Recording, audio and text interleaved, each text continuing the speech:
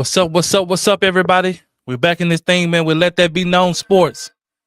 We're coming to you, man. There's so much stuff going on down, man, in the sports world, man. And we're here to cover it, man. From the Gilbert Arenas, man, to the Shannon Sharps, man, to the Cowboys, and man, and much, much more, man. So sit back, sit tight, man. But here's my co-host. Hey, what's going on, fam? This your boy John. Yeah, make sure y'all grab yourself something to drink, man. Sit back, relax, and let that be known. Sports.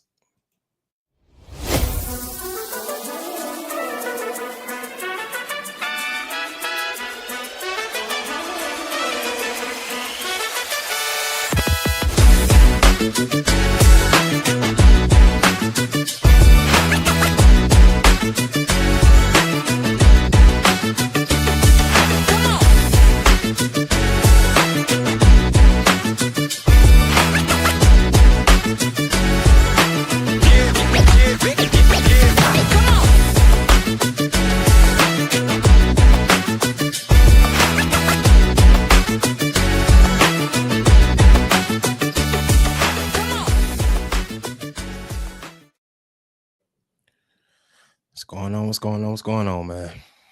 Nothing much, man. Nothing much, man. Trying to catch up, trying to keep up. Boy. Man, so much happened, boy. So much has happened, man.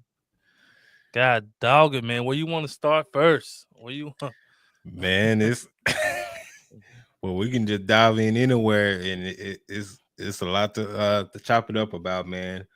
But man, we can start with the home team, man. Get them out the way, man, because we don't know where these next two topics gonna take us, man. Because it's so many, it's kind of layered.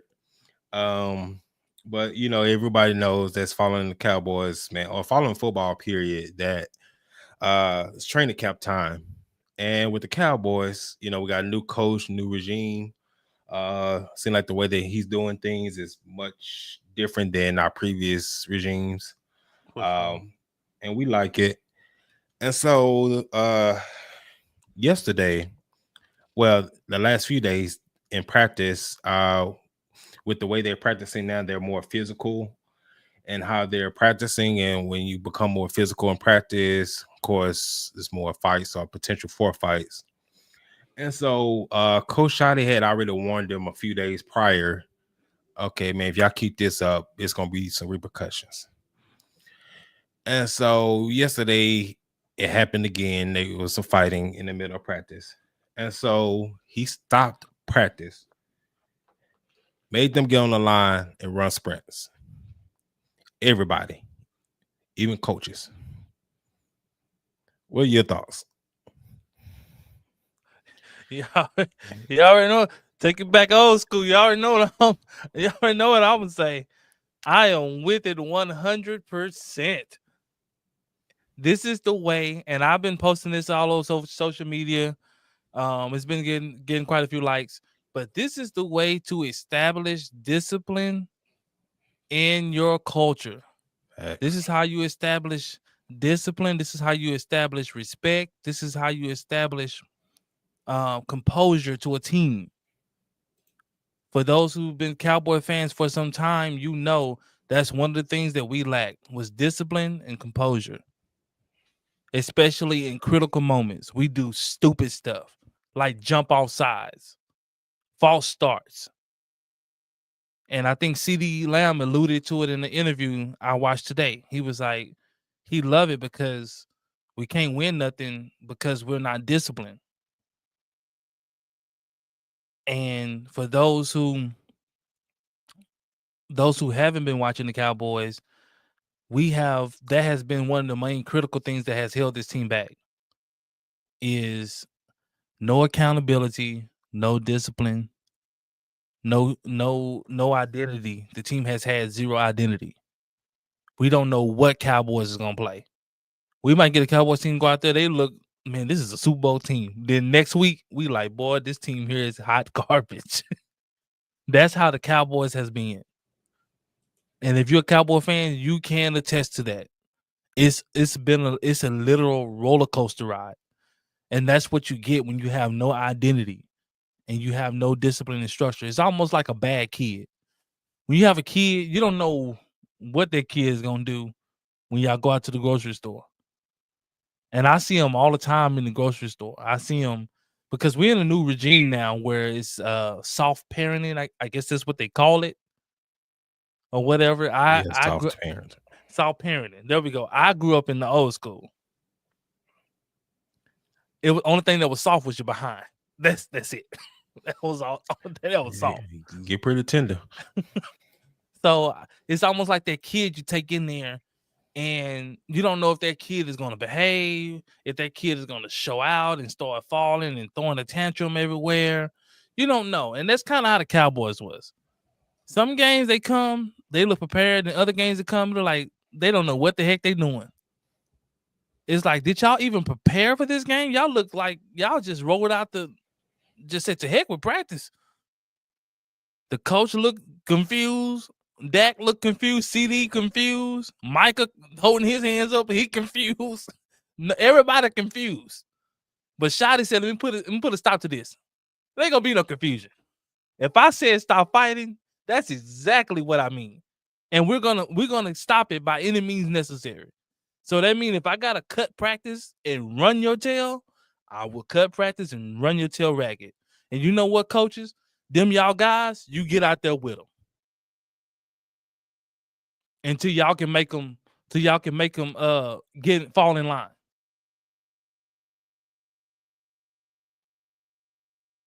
And so I guess he had already warned them. I guess they thought he was just talking and just blowing hot air. Shot his head. I mean, he cussed them out. And this is my opinion. And this is probably why I'm not a coach.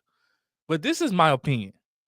You cannot be a coach and you don't cuss. This is my opinion. Now I'm a believer of the Most High. I live for the Most High. I live for God. I live for Jesus. But this is my personal opinion. I do not want a coach who do not cuss. Can't have it. You gotta have it. That locker room halftime, sometimes the coach got to go in there. He just got to go ham. Like, he just has to go off. I grew up in the hood. Maybe it's just my upbringing, but I've never had a coach who didn't cuss. I've never had a coach who didn't cuss me out. Any coach worth their salt, you gotta cuss. You know, I just never had it. And so that's the only thing that I know. And a lot of people who grew up like me knows, like, it's the only thing I know. And so it's the one thing for your coach to say, hey man, box out. It's another thing for your coach to grab you by the back of your shirt and say, didn't I tell you to blank, blank, blank, blank? Wash your blank, blank out. And you like, oh, I'm gonna box out. Like, it's levels to this. Like, I started off calm to you. You evidently you weren't gonna receive that. So let me take it to another level. The next thing, another level, I'm just gonna run your tail. I'm done talking. It's the same as parenting. Like, you tell your kid to do something, you're in a nice calm voice, hey man, go clean your room. Like, okay. Then you go upstairs later, you like, hey man, come here. Huh? Didn't I tell you to clean that room? And they just look at you like a deer in the headlights. Man, get your tail in there and clean that room, man. Then they get in there and clean that room. Or if they don't do it, then you know you got to get to another level. Another level. That's what Shotty is showing. Like, I got levels to this, man. I'm the cool coach. That's me. Everybody wants to be cool. We kicking it, whatever. We crip walking. We doing that. We heel toeing. All that. That's cool. Until you get out of line. Until you did something I asked you not to do. You have to understand this. It's levels to this because the NFL have rules and stipulations on what can occur during practice. Like, guys, this ain't the 90s or whatever where you can just go out there and Jimmy Johnson people. And I was telling somebody that on Facebook today. oh man, he needs to do more than just run on. It's like, dude, there's stipulations to what he can do to to a player. He would literally get in trouble, if he goes too far. You can't go back old school, but there are things like running, and the running wasn't necessarily because I'm gonna wear y'all out. The running was necessarily I'm gonna embarrass you. Y'all out here running like a bunch of 15-year-olds because you can't keep your hands to yourself or you can't control your emotions. This is what you expect for teenagers to do. They can't control their emotions. Fight. We did it all the time. Basketball practice. Had countless of fights in practice. All the time. You're competing at a high level, temples flare, people talking, whatever. Coach say, hey man, cut it out. Don't be swinging. You're gonna hurt somebody for sure. Or you're gonna hurt yourself. When you hit somebody, you can cuss somebody. Or you hit somebody, you break your hand. Whatever. Or you hit somebody, you cause a riot. Now people getting trampled. People getting stepped on. Like this thing can escalate. So if I don't nip it in the bud, it's escalate. Then that crap rolls over into the game.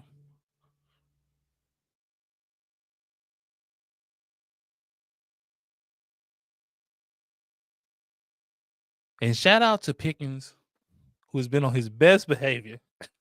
Because people are waiting. They are waiting for him to get into an altercation or into some kind of mess. Because every time a fight breaks out, countless of people saying, I bet it's Pickens, huh? It's like, no, it's not. It's not Pickens. He hasn't even gotten into anybody. CeeDee Lamb has, but Pickens hasn't gotten into anybody, or whatever. And he understands the stigma that's been put on him, Some of it deserved, a lot of it undeserved. Once you get something on you, they're gonna put it times 10 on you, and things like that. So it's like, but man, what you got to say about it, man? I love it. I freaking love it. How long have we been wanting something like this where a coach holds the team accountable? Since Parcells.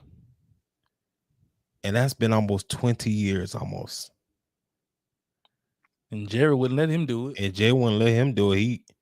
He was interfering over there. Parcells had to quit. Facts. This I love it, man. So even the way he goes about his practices, yes, he's training them to be a more physical team. And so with that, you're running everywhere, you're being more physical. And like I said earlier, man, when you're being more physical, sometimes it gets to this. But at the same time, you got to have the discipline enough to know, keep it within the play.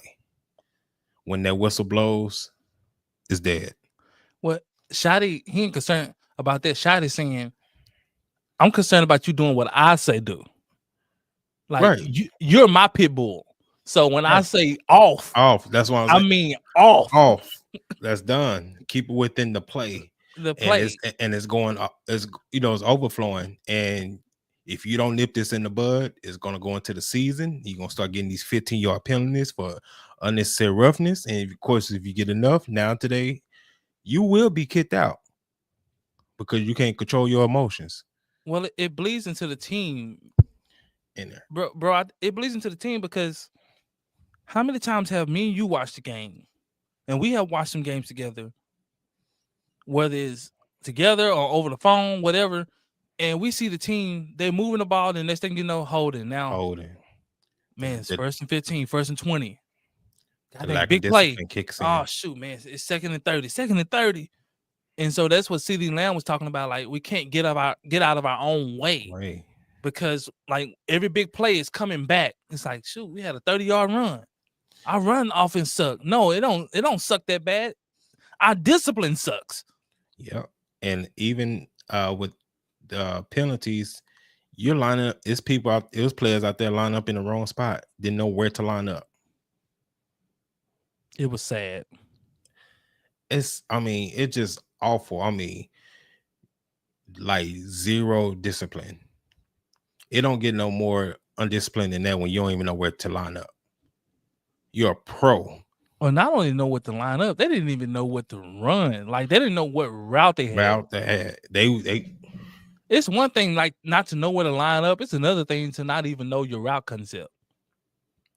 But you know, because you can get a little confused with what to line up, because if all of y'all are intertwining or changing positions, like one day you're the X, then he's the Y receiver or he's the Z, you know, you're like, okay, what am I am I the Z or what am I the, that's one thing. But when you don't understand what you're running, but that's why you have keys. They give you keys for this.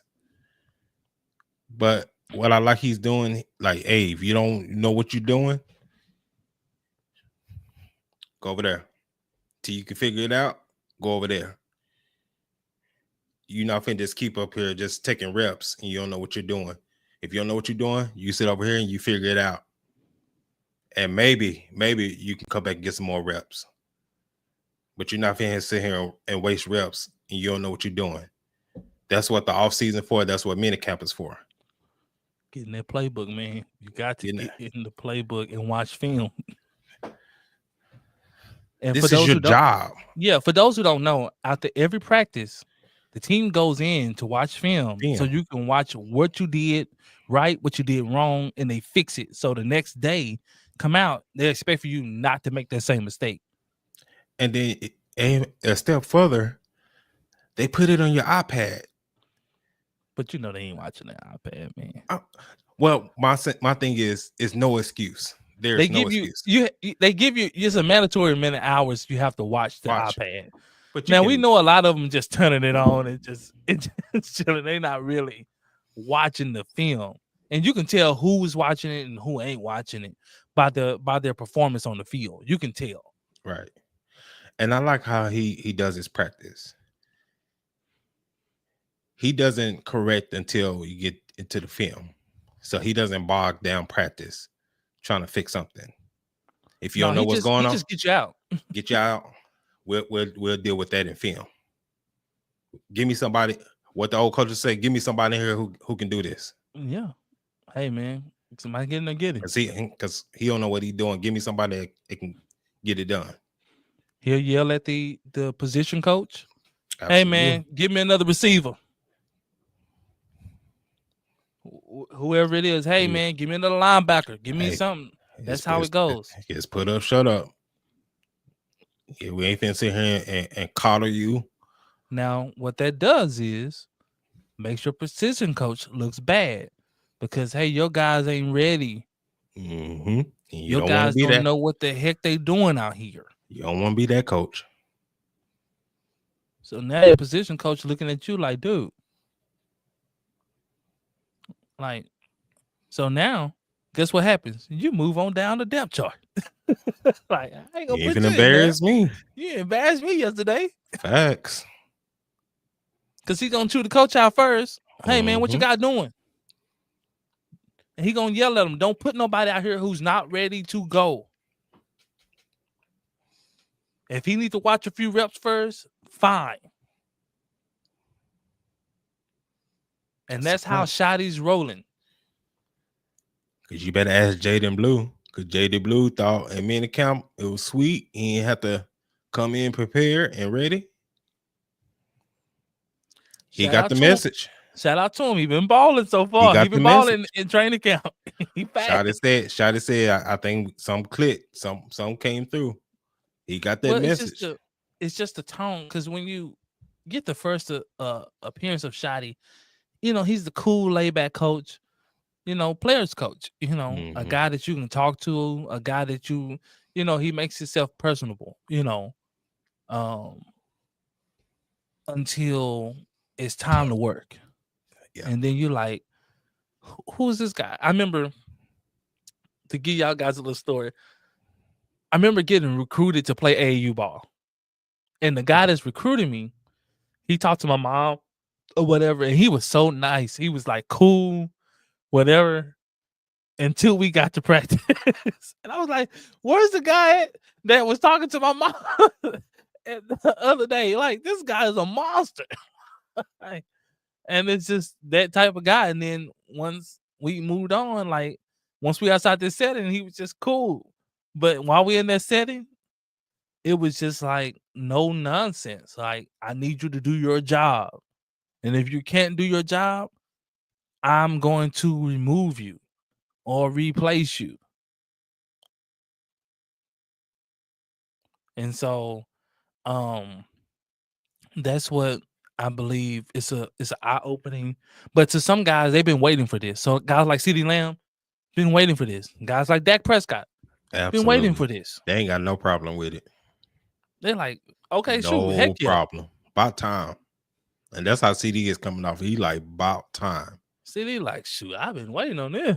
I've been waiting on this. Dak like, man, I'm almost at the end of my career. And y'all, I finally, I finally got a coach who really cares about the things that it takes to win. And like CeeDee said, when you look at our roster, it's talent up and down the roster, and you looking like, man, how come we can't get more at this roster? Like, that's why Cowboys fans, for those who call us delusional, that's why we're so confident every year, because we see talent. And we like, man, with all this talent, boy, we should be really competing. We should go on a deep run in the playoffs with all this talent, but not understanding that it takes more than just talent to win. That's why less talented teams compete. A la Kansas City Chiefs.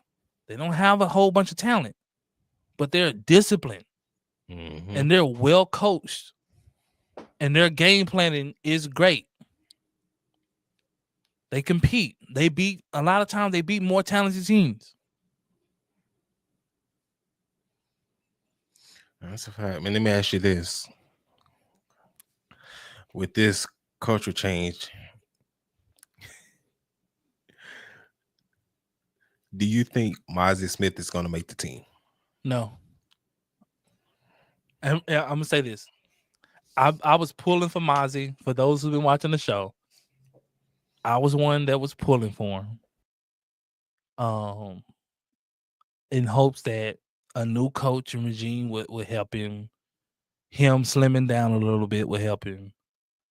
But from what the coach has said, and I watched the interview of the defensive coordinator, he was getting asked by several players and what they thought, and he was giving players props, and then I appreciate his honesty. So he, giving the linebackers props, like, man, they are flying. Sambal, I think his name is. What's his name? Yeah, it's something like that. Sandbar, something like that. Jack, yeah. Jack been flying, I think. Jack and then Murray have been all over the place. And he's like, I enjoy that. I like that. And then they asked him, well, what you think about Mozzie? He said, well, Mozzie's still trying to catch on to when he said that, I said, okay, that's all I need to know. That's all I need to know, man. This is your third year or whatever, and you're still trying to adapt into the NFL. It just ain't gonna happen, man. And you got other D tackles who've been playing their tail off. No names. That rookie D tackle is outshining him. They said he's a monster. That's a big joker there. That bit Samoan. It's another guy too. They said he been. Oh yeah, and he's slim. Say he don't. He's slim. They say he don't even talk to nobody. They say he don't say nothing. He just put in work. Yeah, they don't know how he sound. He wore an advisor. They don't even know how he look half the time. Yeah, he gives them the David Irvin vibes, not the off the field stuff, but you remember David Irvin? Sure he was on the roster. David Irvin was a monster, man. Monster. You talking about wasted talent, wasted. Because when he had his head on, he played difference maker.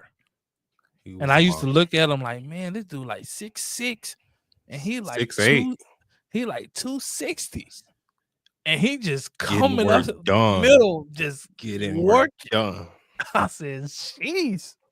And he reminds me a lot of that. When I seen some clips of him, I'm like, God, dog. He put so much pressure. And two of them trying to keep him out. And then they was like, man, they have to make sure Buddy on the roster. Like, man, we didn't draft Buddy. Where you coming from? Nah, he was undrafted, man. But yeah, man, at this point, for 3 years, Mozzie has been getting pushed back. A lot of things have been going on with Mozzie, man. I mean, He get pushed back, or he gets caught it's up in the wash. it's just a constant, man. It's just a constant, man. I mean, at this point, man, you got to show some type of physicality, man. And we just talked about this, and we don't need this to happen. But for him, he needs to start a fight or something. Show some type of physicality. Show some type of fight. Start a fight, man. Get thrown out. You ain't doing nothing else right now. Show some type of fight. Some grit. I don't know, man. It's just one of those things. You gain weight, you got pushed back. You drop the weight, you getting pushed back. It's just he hasn't. Say you like to fight. He hasn't found his niche, and so he hasn't found the way that he can be effective. His niche is finna be 8 to 5. He finna get out, but he hasn't found his niche on how to be effective in his skill and what he can do. And the guys who can do that, they play. You know, if you can find your niche, whether it's speed, whether it's strength, whether it's technique, whatever your niche is, you have to find it, and you need to find it fast. So the coaches can believe in you and be like, okay, I see the potential. Because what's working against him, this coaching staff didn't draft him. So they have no loyalty to you. And this is your contract year too? He ain't getting no contract. He ain't like that up. Unless Mozzie go out there and get 10 plus sacks, he ain't getting no contract. And for you to be use a first round pick, and I don't think he's gonna get much game time. Mm-mm. It's too many guys in front of him, so I don't think he's gonna get. Especially the no names was showing up. Like I just don't think he's gonna get the game reps. You know, last year he was playing a good amount of reps, and this year I just don't think he's gonna get that. And then I just, for the life of me, and we talked about this at great lengths. How are you the last one off the ball? And you're one technique. That's his biggest problem. You're 1 in 3 technique, and you're the last one off the ball. He can't get off the ball. For those who don't know what we're talking about, when you're playing in the trenches, when you're playing offensive defensive line, the guy who generally has the advantage is the guy who can get off the ball faster. Yeah. And so you're going to have the advantage. And if he's a defensive lineman, he playing 1 tech or 3 tech, and he can't get up off the ball before that lineman gets his hands up in here, you're done. You're just along for the ride. If you can't get up before that lineman can get both his hands on you, you are done. You cooked. They sitting up. By the time he raised up, they're waiting on him. The linemen are waiting on him. I wouldn't even rush. I'll jump into a spot.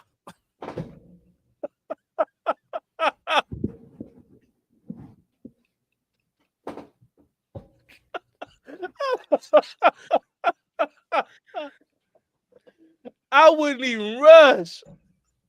I'll jump right into a spot.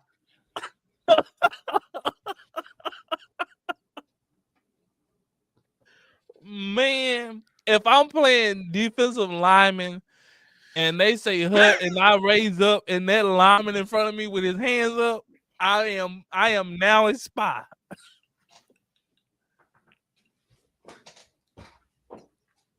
Man, we just turned into a 3-4 because I'm a linebacker.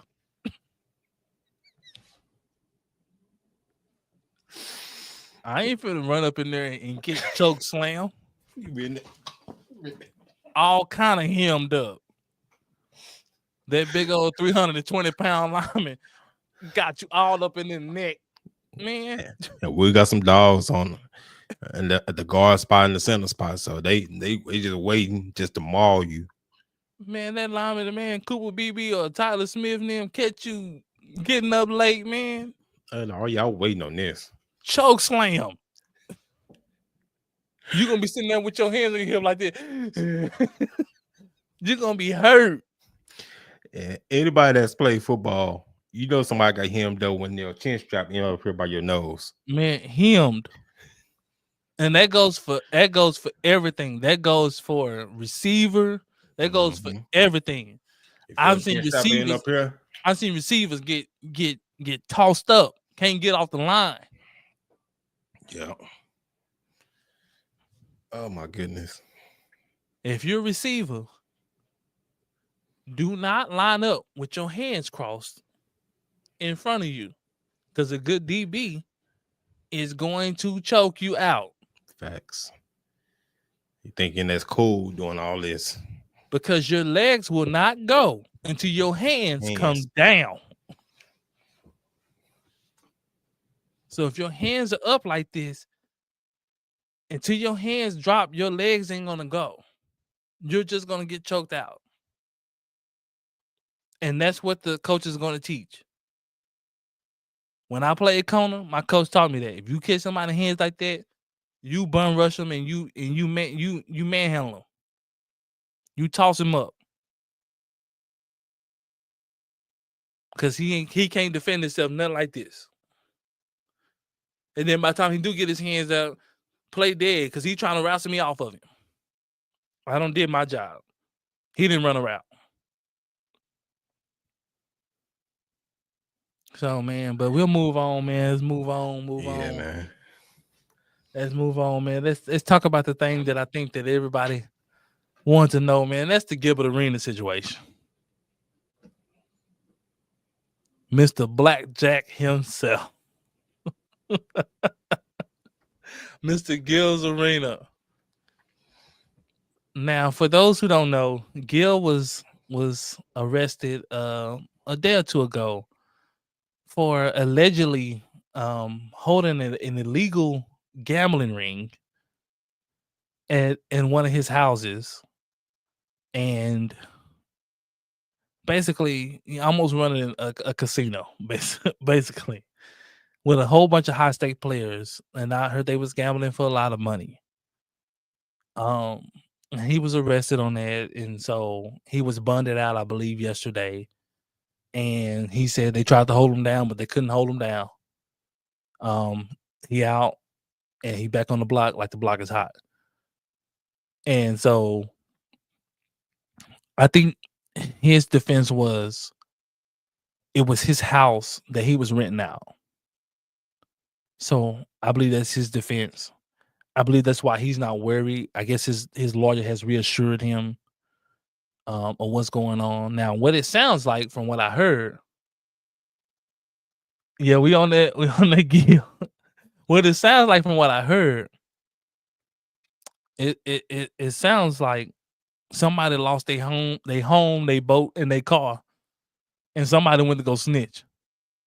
That's what it sounds like. Somebody lost a lot of money and they went to go tell.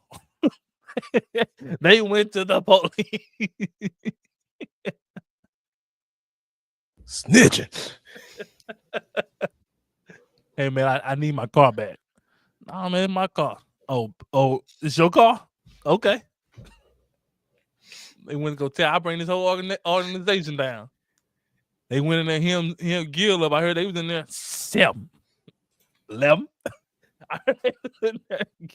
They got Gil with a whole casino table in his house. So I don't know what's going on. I don't know if he got a jacket or what's going on in there. But they don't call him, man. I'm glad he out. I'm glad he got out of there, man. But they arrested him, man, with some flip-flops and some beach shorts on. So I don't know exactly what Gil was into at the moment. I don't know if they called him at the beach or if he was outside grilling or something. But I don't know. I don't know how they caught him, man. But what would have been classic if they had came and got him doing Gil's Arena? Boy, you talking about viral? That would have been classic. That would have. You can't pay for that type of viewership there, boy. And this is why. If you're doing illegal deeds, always wear tennis shoes. Always. If you got warrants, wear tennis shoes. Because you never know what's going to happen. The last thing you want to do. This man got locked up wearing thong sandals, and not That's the nasty work. any kind of thong sandals. I'm talking about I'm talking about those kind of thong sandals.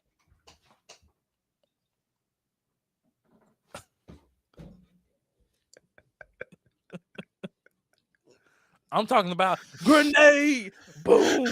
I'm talking about thong sandals.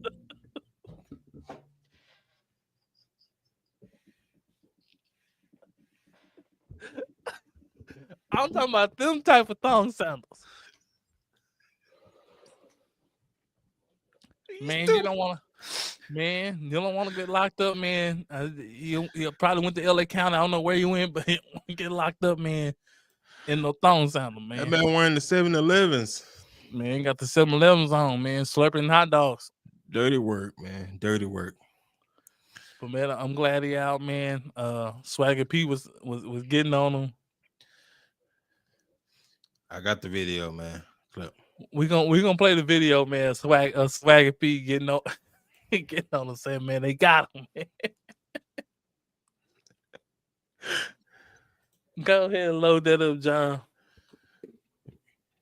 Oh my goodness. Arenas and 5 others, including a suspected high-level member of an Israeli transnational organized crime group, were arrested today. What I say? allegedly Israeli. operating in He called it. What I say? I knew it. Can't wear them type of sandals. You don't know no Israelis. He got those Apostle Pauls on. I know it. He knows them. Oh my goodness. illegal gambling business in which high-stakes poker games were played at a mansion Gil owned, to which Gilbert Arenas pleaded not guilty and was released on a $50,000 bond and posted this to his Instagram saying, "I'm back on the block like it's hot. This ain't got shit to do with me. Just rented the house, wasn't part of the festivities. Hashtag snitching Gil coming soon. Hashtag 51-0 the Mayweather of court." Me. You better not. That means he told somebody. You can't hold me. Hello. And one of Gil's close friends, Swaggy P, had a great reaction to the arrest. Oh, what's going on today? He couldn't wait, boy. God damn. God damn, man. They got him. They got him. Oh, man. Hey. It's over, man. It's over, man. We stupid motherfucker gone, man. They got him.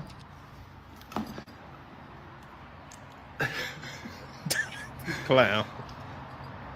God damn, man. We just got out, man. I just got out, man. I do fingerprints and shit, man. They just got us, man. Hey, but don't worry. Don't worry about the show or nothing. Gilbert, don't worry about Gil's Arena. I got that now. We might as well just change the show to Swaggy's Arena. And in conjunctions with Gilbert. We're going to put a little Gilbert sign on the side. It's still Swaggy's Arena until you come back home. And once you get out, it's back to you. But for now, I got it.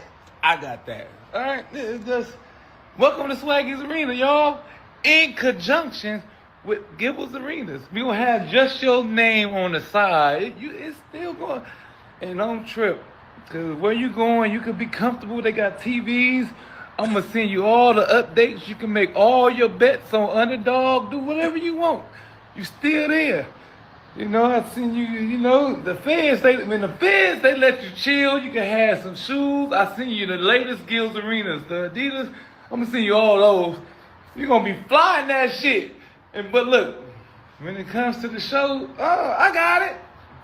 Don't worry about nothing.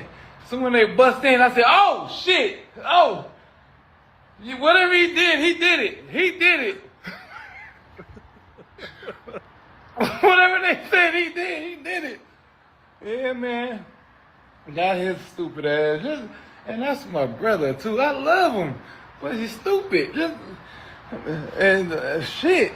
When I seen that shit, I said, nah, man, what the fuck going on? I was looking around like, damn. So all right. So what we gonna do? This nigga fucking up the money. So called Underdog and said, Underdog, don't win a trip. He still could make his picks. Well, you know, they got TVs in there. He can make his picks from his cell. I'm going to send him all the latest, you know, Ja Morant's and the Lakers and all that shit. He can wear his Luka Doncic. He can wear his Luka jersey in the cell while he nigga making bets. It's the coldest nigga to do it, boy. Oh, man, I love him, baby. That's my dog. Damn, little D-Lo. Little D-Lo. Might as well be D-Lo. Shit. Don't fuck around. Don't fuck around with them. Got my mama and shit calling me like, Nick, you. I was like, oh, nah, they almost got me. My mom. I slid out that motherfucker. I seen them coming. But yeah, man, free Gil. As anybody know, free the hibachi. You know? Free the goat. Hey, no, free the hibachi. Free Gil, everybody. I'm gonna get a t-shirt that say free Gil. Man, fuck. Ooh, boy. I never thought I'd see the day, my brother. Hey, man, it won't be the first time I lost one of my friends to the cell. Just keep him in there, because he been a fucked up friend ever since I met him. Just might as well just keep him. Whatever he said, whatever y'all think he did, probably more than likely, you know, just keep him in there. You know, he don't need to come back out. He don't need to see the light of day no more. I'm tired of this motherfucker. Oh, man. Oh, man. It's the Swaggy Arena in conjunction with Gilbert Arenas Underdog, baby. Yeah, we coming through a theater near you. We gonna be same days, Monday through Thursday, on a trip. And you know what? I got some demandings. You know what? I probably don't want Ken on there neither. Cause I'm tired of his shit too. I'm tired of Ken fucking with me. They need to take his ass to jail too. You know what? Just take them all. I'm here all week, baby. Ken, you next. You going down too. The shit you try to pull on the show when you try to get at me, oh yeah, I called the police the next day. They trying to get you too. I'm building the case for all the times you threatened me on the show. I'm tired of this shit. All right?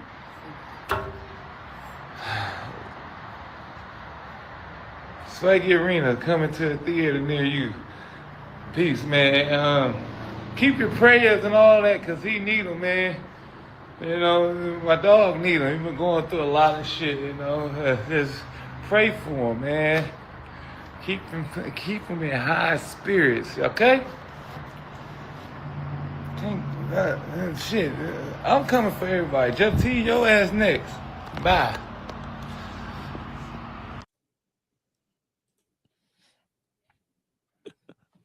That's a whole fool. Gil already said, man, whatever he needs to do, he gonna do it. So if he need to tell, he said he already tell him. He took a page out of Bubba Dub book. Apparently Gil went in there and laid the law down. Gil said he went in there and said, hey, I was renting out the house. I don't know what they were doing in the house. Yes, it's my house, but I don't know nothing about no illegal casino. They talking about that, and I had said it. I said, man, he got those Middle Eastern sandals on.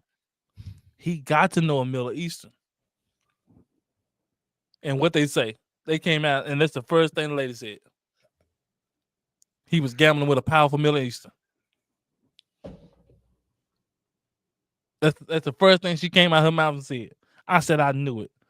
I freaking knew it. I knew it. Because look how comfortable he is walking around with these thong sandals. Anybody comfortable walking around with thong sandals like that, they know somebody. They know, man. But I'm glad he out, man. I'm glad he out, man. Swagger P is dropping bombs. Swagger Swagger trying to slide himself right in that spot. Swagger trying to take over somebody's studio. He called Underdog and told him, hey, don't worry about nothing.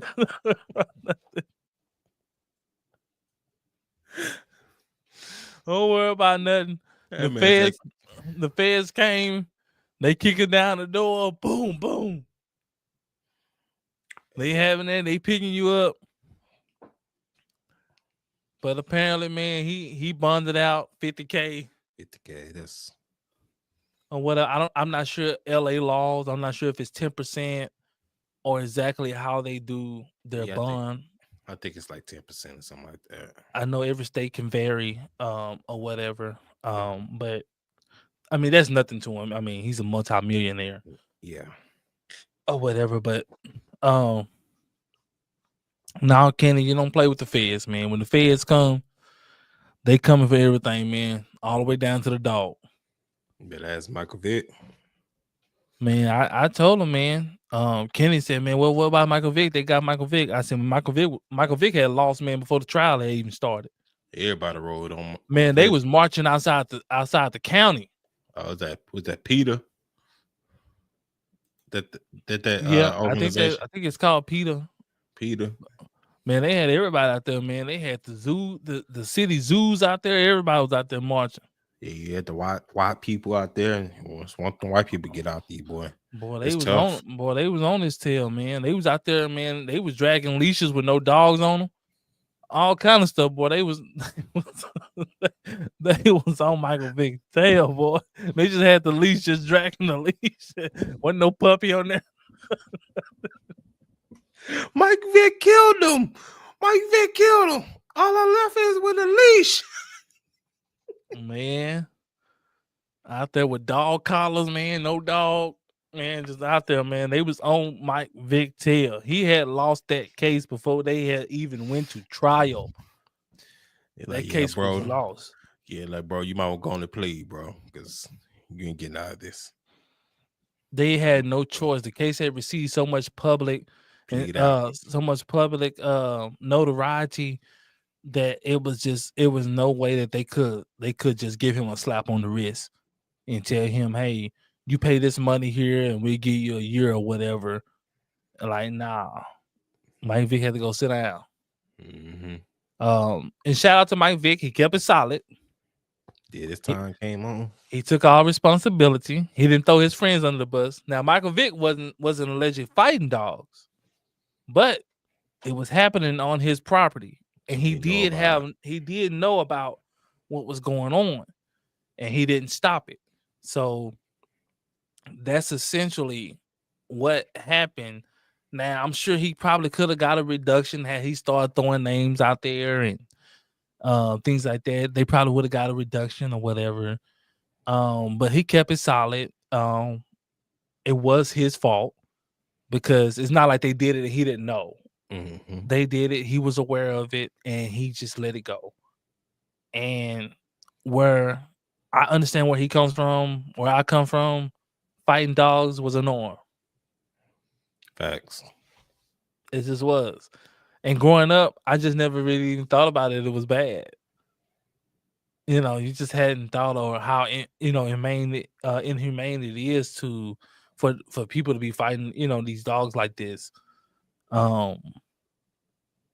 And basically abusing dogs. It's basically what you're doing. You're abusing, the dogs. Mm-hmm. Essentially, eventually killing the dogs. Which is, we don't condone here. Which is wrong. You shouldn't do animals that way. And things of that nature. So but I'm not sure exactly what is going to happen or what's this is going to come of, but we shall see. I'm pretty sure that Gil is not going to go to prison because he is too comfortable with being forthright with information. So he letting you know out the gate. So he hashtag it snitching. He already told you. They asked me what's going on. I told them. Facts. I ain't in there talking about, I don't know what's going on. I don't know. Nah, you want to know what's going on? Man. Get your pen and pad. Man, give me a pizza and a piece of Pepsi. Man, give me a piece of pizza and a Pepsi right now. I'll tell you what you want to know. Man, Gil in there eating a calzone, boy, with a pen. Got the whole calzone with a pen. I'll tell you exactly what happened. I'll tell you what his name. His name is Alzad. Where y'all think this powerful sheik came from? This powerful Middle Eastern. That's Gil.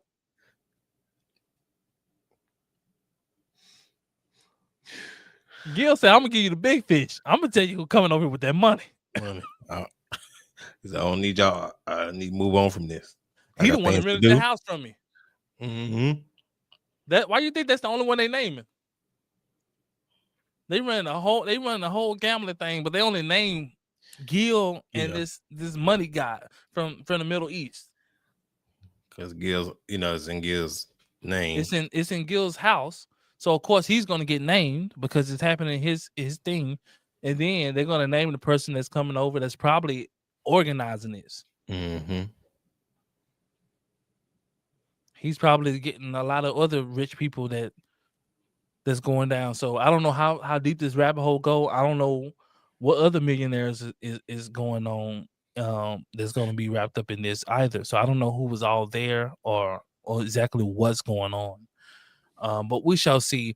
If he's powerful as they say he is, it's going to go away. They got that type of money.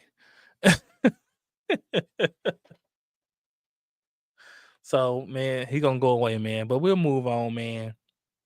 Moving on, man. Shannon Sharpe got fired on his day off. ESPN, man, they filed, man. They filed for firing my guy, and they filed, man. They could have waited, man, because Shannon brother, for those who don't know, Sterling Sharpe got inducted into the Hall of Fame. And, it's supposed to happen, I believe, sometime this week or weekend. He's supposed to be inducted into the Hall of Fame. And Shannon called ESPN and basically asked them if they could wait till Monday to release that he was fired. And for whatever reason, ESPN wanted to, I guess, air this out. I don't know why they couldn't wait to just say it Monday. But, evidently it was something malicious. Because then waiting a few more days to say you're fired, it don't hurt or help nobody. So so evidently it was maliciously done. And sucker move by Stephen A. Stephen A, you got power. You could have made them wait to you might not have power to keep his job, but you could have made them wait to put that out. They could have waited till Monday to say you're fired. But for those who don't know, Shannon got fired. He had to end up settling out of court with the lady who was saying that he was abusing her and things of that nature. And he settled out of court because he didn't want to go on the long tangent of a trial. You go through a trial, it gets messy, and he's trying to move past the situation. As long as the trial going on, a lot of times it holds up what you got going on because that's all that's going to be talked about, or that's all that's going to be. So if you got any deals that's negotiating, it's going to be put on hold while this trial is going on. And so, because when the trial goes on, now everything is up for debate. You talking about jail time, you talking about money, everything is up now when you go to trial. So, he wanted to settle now. It was a big settle. She got like 20 mil out of him. It's a big settlement. But I see where he coming from. I thought the case should have been dismissed because she was wilding on those text messages. And for those who hadn't seen the text messages, please go look them up or go look at our old show. We did a whole show about this Shannon Sharpe issue. Go check that out. Go check out on Let There Be No Reactions. We did a whole show on this, and we went down the list of her text messages of how she's wilding. And she's quote unquote being abused, but she keep asking him to come over, or she keep wanting to come over to his house. And so I just don't see abuse. And so it should have just been dismissed. Because I don't see abuse when you keep wanting to come over to a person's house. It's almost like the Cassie and Diddy situation. And I told people you're gonna come home. I know they were mad. But it wasn't as abusive as you thought it was because she was participating in the festivities. She was coordinating that thing. She was coordinating when they pull out the files in the court. She's the one that's making phone calls, text messages, linking people up, all kind of stuff. They got her making text messages to Diddy asking him, can he please have another one of those parties? This is the person that's supposed to be abused, but she's asking and begging to have another one of those parties, those freak off parties. Diddy okayed it. She started coordinating.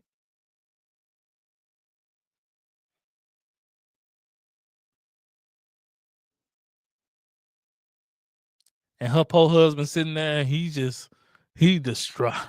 Ain't no poor husband. He knew this, man. I don't think he knew it to that extent. Not those details. Based on what she told him. Because she got married when she married him when she left Diddy. And she tried to tell him, he was abusing me, controlling, he beat me to make me do these things and all this kind of stuff. So that's probably what he had in his mind.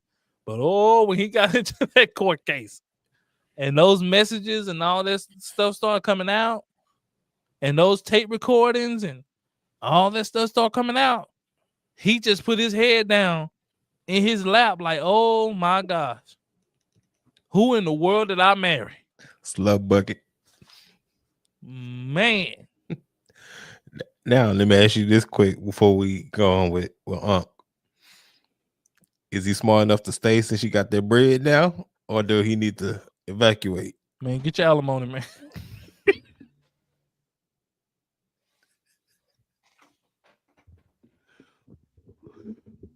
Man, you press charges, young man.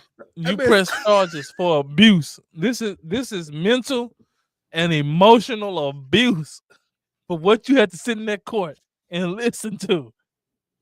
Then he got her pregnant with I think this their second baby. So you just gave her another 9 months. You take them kids and get child support and you get alimony. Because that girl lied to you. She lied to you. Sheesh. She was living reckless.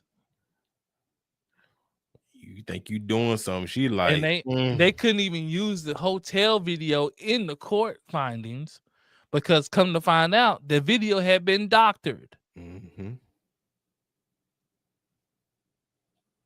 So that wasn't even admissible in court. They couldn't even use that as an abuse evidence. So they had to throw that out. So they couldn't use that. So they really had nothing else to really stand on when it comes to her proving abuse. All they had was text messages that they had in a few video recordings. And lots of baby oil.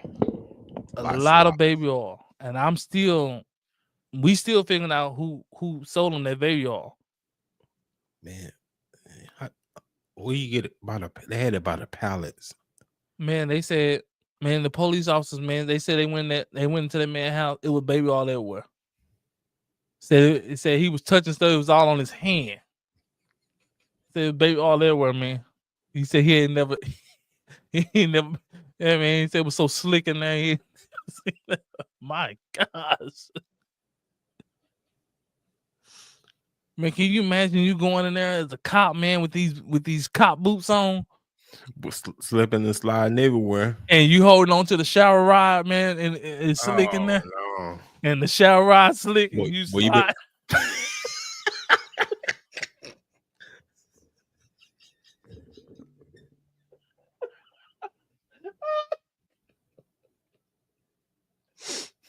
Boy, can you imagine how pissed you'll be? Boy, you gotta get you a tetanus shot after leaving that house, boy. Can you imagine him calling for help? Hey, somebody come get me. Somebody come get me. It's baby all on the floor. It's baby all on the shower rod. Yeah, boy, you better go get you a shot after that, man. You Man, was all kind of chemicals over that house. All type they of said it fluids. was so much baby oil in there. And for those who know, and you grew up, it's hard to get rid of a whole bottle of baby oil. Man, it take you a year or two. I don't know what happens, but that baby oil does not. And baby oil, it does. Baby oil is only good for one thing, and that's to make things slick and shine. Shiny. That's It don't moisturize nothing. nothing. Your skin be so dry. You be itching and glistening at the same time. Shining and glistening. It's just gonna shine you, man. It's gonna be slick. That's all that baby oil does, man. It does not moisturize you. So Diddy wanted to see somebody shining, and he wanted to make stuff slick. That's what they was in there doing. Yeah, it's pretty slick of him.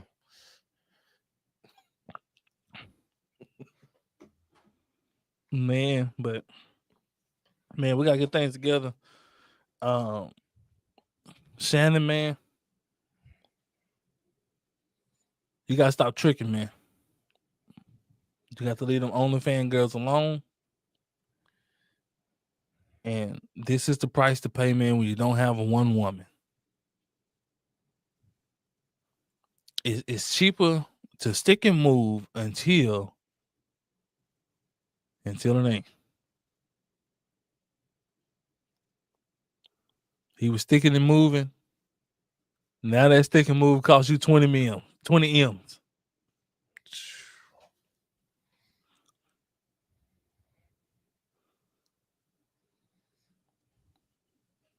Boy, got to be more careful.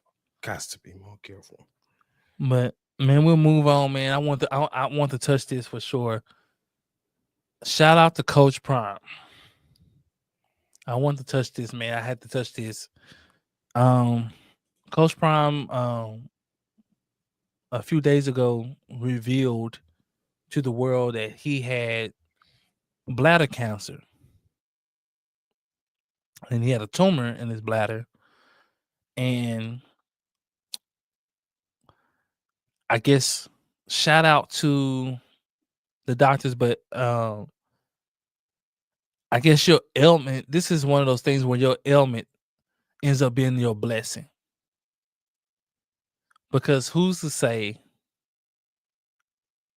that if he didn't have this ailment that they would never caught that? And I don't think they would have. And this is why I'm gonna say this. This is one thing where we always say what was meant for evil turned out to be for your good. Or all things work together for your good. So I'm pretty sure Prime losing his toes and things like that, and having parts of his leg cut out and things of that nature, you thinking that that's bad, but it really ended up saving his life.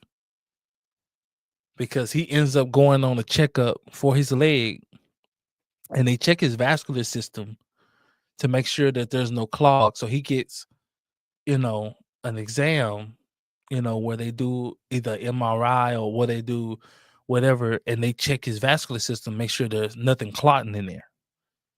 And then long and behold, they found a mass, a tumor in his near his bladder, in his vascular system.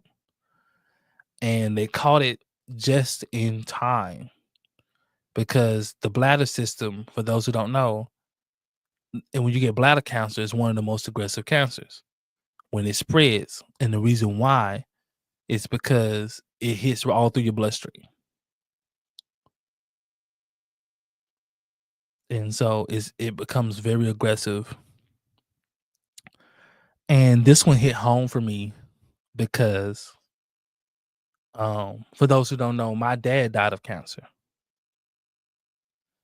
And Coach Prime had the surgery that I begged my dad to have. And my dad just would not have it. it's a very invasive surgery. It's a very dangerous surgery. And it's pretty similar to what my dad would have had to do. And I begged him, and he was like, "Well, I'm gonna try the chemo." The thing with the chemo is, like they told Coach Prime, the chemo might knock it out, but there's a 50% chance that it'll come back. And for those who know about cancer, when it comes back, it becomes even more aggressive to the point that there's nothing they can do about it. But Prime did, which I believe is the right thing. He went in there and just took it right out. Hey, get the cancer, just take it all out.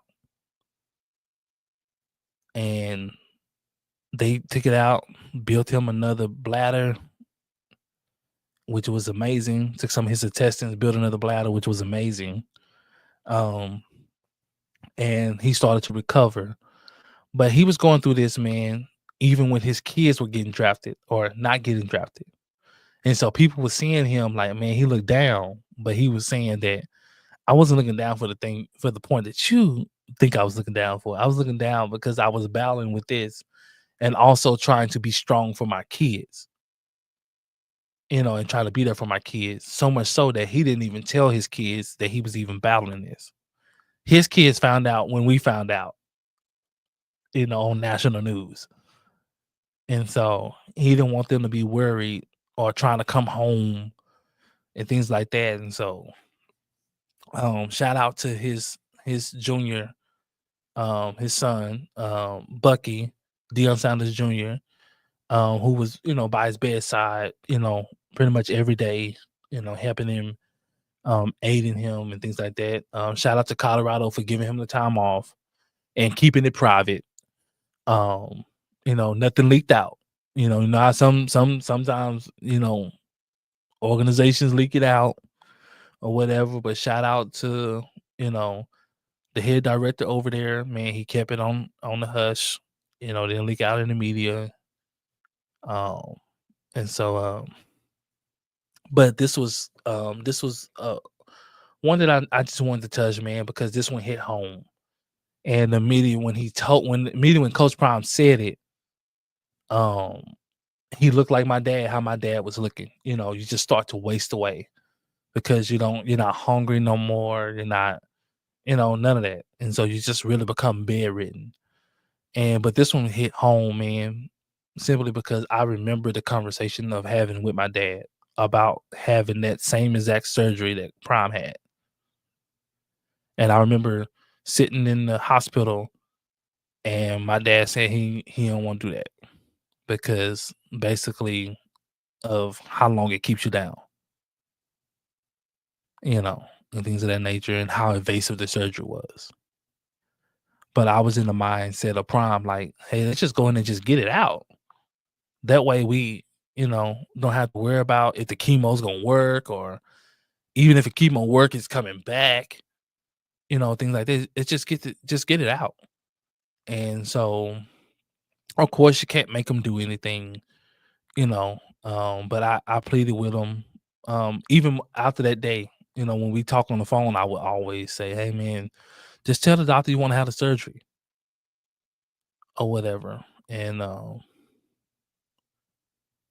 he just, he didn't. And unfortunately, he succumbed to the cancer.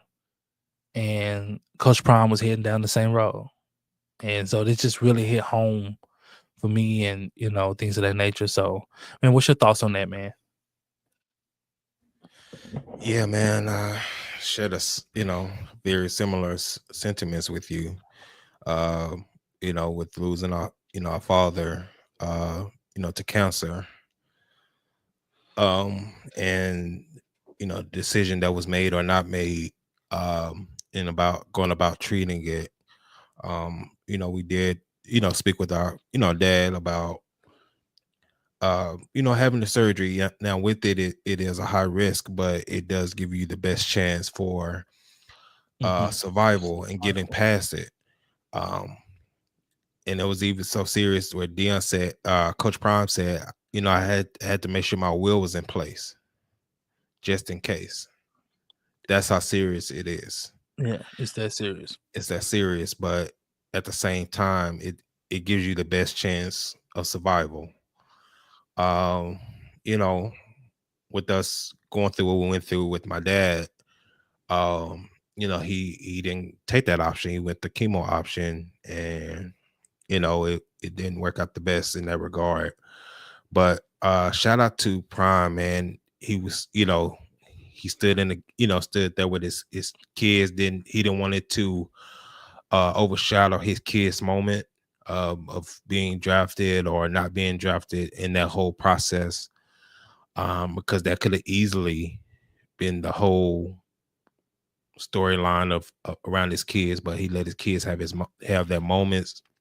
He's stayed as strong as he could during that process, and even while they're in training camp now, not really sharing it with them, because when you're a rookie and you're in training camp, you really can't afford no distractions or any really outside news that is this serious. Because I mean, most kids, if you find out your parents is dealing with something like that, it's a high chance look, I need to go be with my father while this is going on. But with Prime being selfless in that regard, man, shout out to him, man. We both know that the cancer process, man, it is no joke. It is no joke. It literally sucks the life out of you, especially if it gets to the point where you can do nothing about it. And we've seen it firsthand on what it can do. And what I do recommend to anybody out there, man, go get your checkups and things of that nature. And if you're facing something like that and they can't offer you this type of treatment so that you can get past it, please consider it. I'm telling you this from the experience that we went through. If you have a chance to beat it rather than chemo, we seriously recommend it. Give yourself a fighting chance. A fighting chance. Yeah, man, that's all I got, man. So, shout out to him, man. I know Deion Sanders Jr. didn't want it because the surgery is very invasive, man. Mm-hmm. They removing your bladder, like that's invasive. And they have to work on building you another one. And so like that's, you're taking he had a bag he had to carry around, and you're taking the chance, man. You're taking the chance. And so Prime took that chance, He took that chance, man, and took that chance, man, and it worked out for him, man. All glory to God, man. indeed. I'm happy for him. I'm happy that he's back. I'm happy he got a testimony that he can share with other people, and he can then continue to inspire people to, become better versions of themselves, and also to take care of yourself. Mm-hmm. And also, man, when it comes for your life, man, swing for the fences. Facts. And and that's what I would say, man. That's what I asked my dad to do, man. Man, let's just swing for the fences. Like, it seemed like we doomed if we do or we don't. And that's kind of what my ideal, my mental state was with my dad. Like, man, if we keep it, like we know what's gonna happen. Let's go in there, man, and man, swing for the fences, man. But at the end of the day, it was his decision and things of that nature. So he was still in his rightful mind. So, it was his decision to make. It's how it goes. So, but shout out to Dion, shout out to Prime, man, for that. Shout out for his bounce back and recovery and things of that nature. But we also, man, I want to touch on this too. I have been seeing this going around, and this is easing back into the thing before we get out of here. This has been going around with the whole debate of the whole Kobe situation, the whole LeBron situation, the whole Jordan situation, and we will have a show on this. We will have a GOAT debate show coming up soon. But I just want to say this when it concerning this, and we'll get ready to end on this, and Jonathan gave his points. But whoever your favorite player is, or whoever your greatest player is of all time, that's cool. But my biggest thing is don't stomp down on another player to try to build your player up. If your favorite player is Jordan, you don't have to stomp down LeBron to build Jordan up. Or if your favorite player LeBron, you don't have to stomp down Jordan or Kobe or anybody to build your favorite player up. Just let that be your favorite player.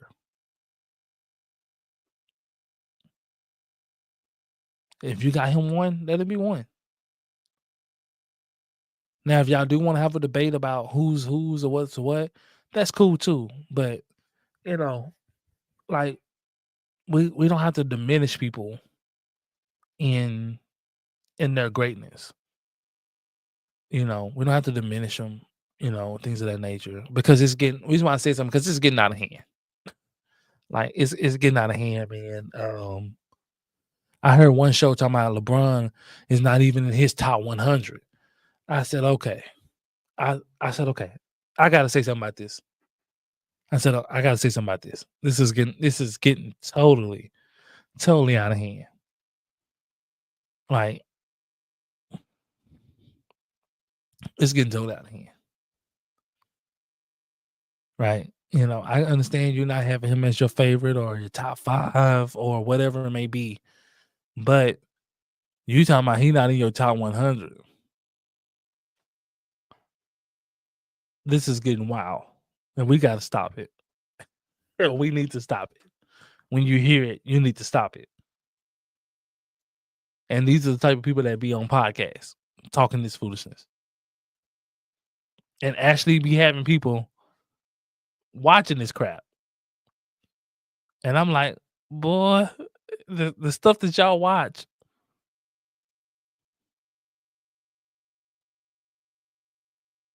We talking about the all-time leading scorer, not in the top 100.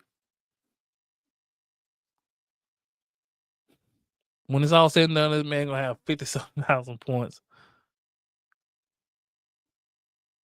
and he's not in the top 100.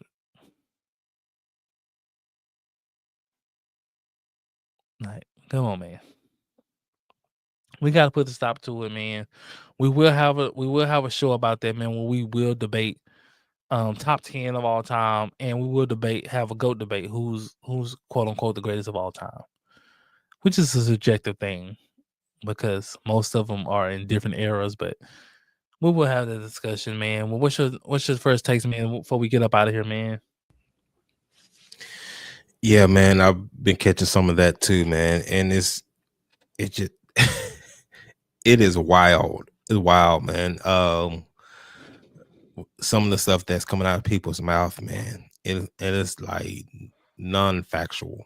Yes, you can have your, whoever your favorites is or whoever your GOAT is, but at the same time, we gotta respect body of work, and this man's body of work is top tier. For sure. I mean, for one, there is no other 40-year-old that's averaged double digits in their 40s, and let alone he averaged 24 points per season last year at 40. 24.7 to be exact. So if you want to round it up, that's 25 points at 40. And they say that's a drop off. So for someone to say that's not in the top 100, burn all your podcast equipment. Because that's just stupid. But yeah, man, it's just getting out of hand, man. It's getting further and further away from the facts, man. It just shows you how ignorant people are. Well, I ain't going to say ignorant, man. It's showing how dumb they are. Not only dumb, it shows you how how hateful people are. I mean, this is Because we had a young lady come on there talking about she stood up LeBron at an airport for 3 hours. Talking about LeBron was trying to fly her out. And she stood up LeBron at the airport for 3 hours because she didn't want to cheat. She didn't want to get interfered with his marriage. And you got women in it that actually believe that. Yeah. that LeBron James was at the airport for 3 hours and no riot happened. One of the most famous men on earth. He don't even fly. He don't even fly commercial. He got his own PJ, so he flies a jet. So LeBron ain't seen an airport since high school. Facts. And then even then it was still kind of LeBron ain't stepping his foot in no airport. He ain't going through no baggage claim. None of that. Do you know what kind of riot that would cause him walking through the airport like that? Yeah, a major riot. But these folks here almost shut the airport down. Facts. You have employees and stuff be trying to get pictures. Mm-hmm. So these folks here is something else, man. And you got the podcast host sitting there entertaining that mess. I wish they was over here. I wish he was over here saying that. Oh man, you already know how it's gonna go. Hey. You know what? Shut up. 3 hours, huh?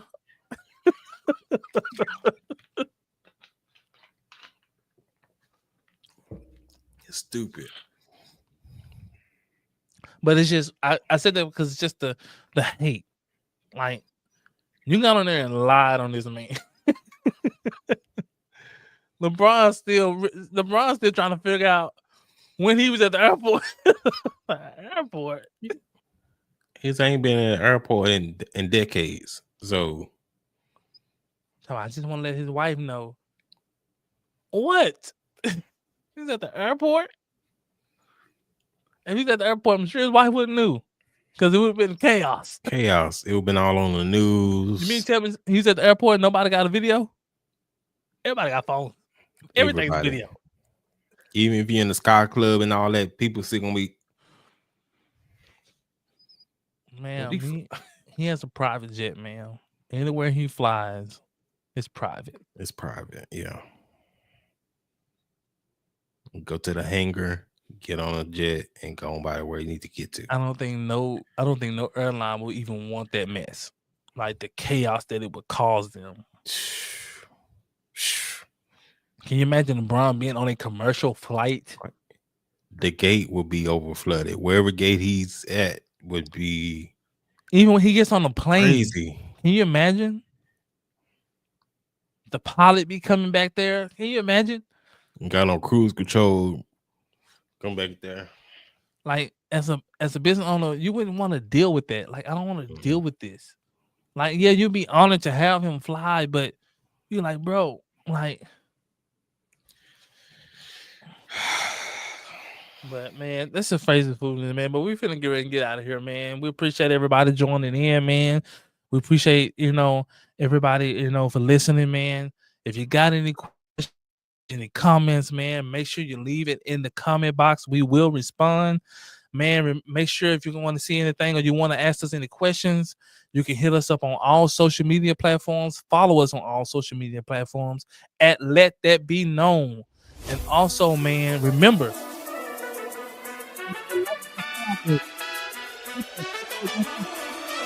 Hit it. But until next time, we gone. Peace out.